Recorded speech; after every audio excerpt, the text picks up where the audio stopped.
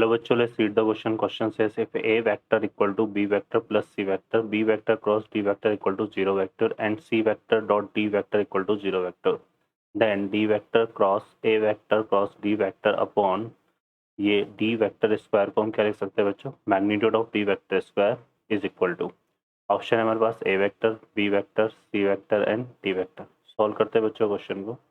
इस क्वेश्चन के लिए जो की कॉन्सेप्ट है वो देख लेते हैं पहले। की कॉन्सेप्ट, तो इसमें हम क्या यूज़ में लेंगे बच्चों, यहाँ पर हम इसमें यूज़ में लेंगे A vector cross B vector cross C vector.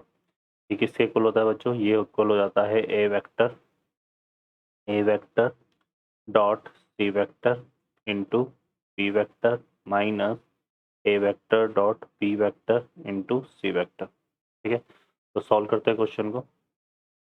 इस क्वेश्चन में देखिए हमें क्या गिवन है, हमें फाइंड करनी है वैल्यू।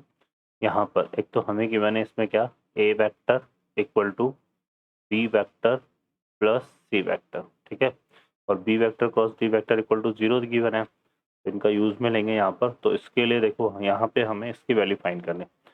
इसमें हम क्या करते हैं, यहाँ पे ए वेक्टर क्रॉस डी वेक्टर निकाल लेते हैं, तो ये हो जाएगा B vector plus C vector, और यहाँ पे क्या करते हैं cross D vector.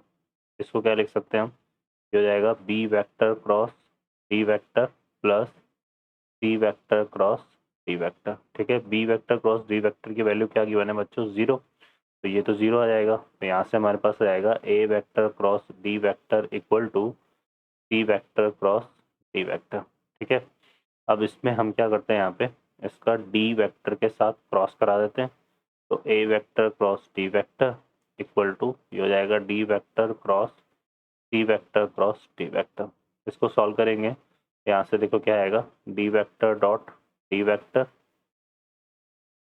Into C vector minus D vector dot C vector into D vector. अब हमारे पास देखो यहाँ पे C vector dot D vector equal to 0 होता है, और C vector dot D vector को D vector dot C vector भी लिख सकते हैं, तो ये तो 0 इंटू डी वेक्टर 0 हो जाएगा, है ना। और ये किसके इक्वल आएगा बच्चों, ये आएगा हमारे पास magnitude of D vector square और इक्वल टू सी वेक्टर के। ठीक है, तो ये जो पार्ट था हमारा D vector cross A vector cross D vector, ये आ रहा है magnitude of D vector square into C vector के। अब हम क्या करेंगे, यहाँ पे वैल्यू फाइंड करेंगे D vector cross A vector cross D vector